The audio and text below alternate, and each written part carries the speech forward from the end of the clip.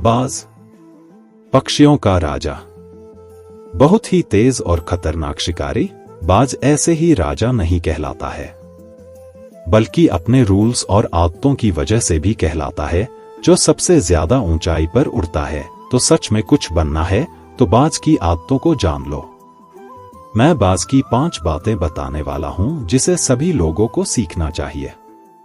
Number 1, हर problem एक opportunity लेकर आता है। आंधी तूफान या बारिश ये जब होती है तो बड़े से बड़े पक्षी भी अपने घोंसले में बैठ रहते हैं, पर बाज ऐसा नहीं करता है। वो इसके मजे लेता है और तेज हवाओं के साथ ऊंची उड़ान भरता है। तब तक नहीं रुकता जब तक बादलों को चीर कर पार न कर जाए। बाज हमें सिखाता है हर प्रॉब्लम एक अपॉर्चुनिटी लेकर आता है, बस आपको प्रॉब्लम को मजे के साथ डील करना होगा। नंबर 2, अपने गोल पर फोकस करो। अपने टारगेट को लेकर बाज पूरी तरह से क्लियर और एकाग्र रहता है। बाज की नजरें इतनी तेज होती है कि अपने शिकार को 4 से 5 किलोमीटर के दूरी से ही नजर जमा लेता है, और नजर जमने के बाद अपने शिकार को पाकर ही रहता है।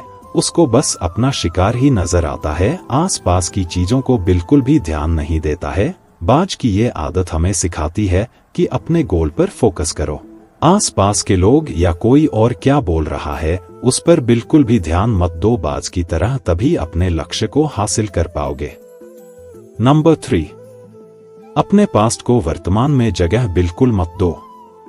शायद आपको पता नहीं होगा कि बाज खुद के शिकार किए हुए जानवर को ही खाता है, मरे हुए या किसी और के किए हुए शिकार को कभी नहीं खाता है। बाज की ये आदत हमें सिखाता है कि जो हमारा पास्ट है वो मर चुका है।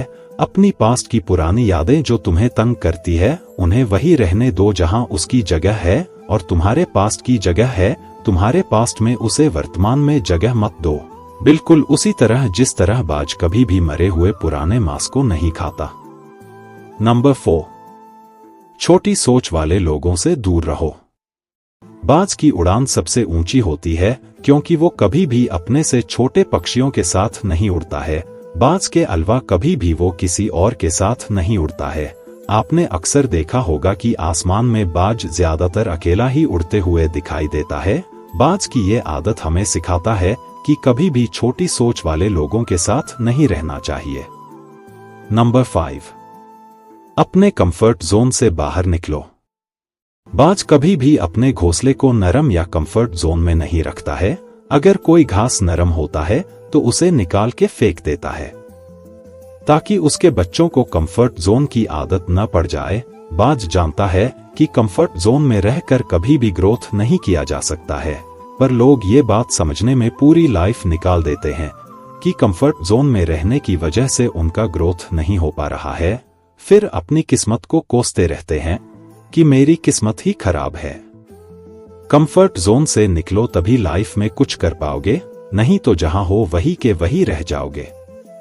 किस्मत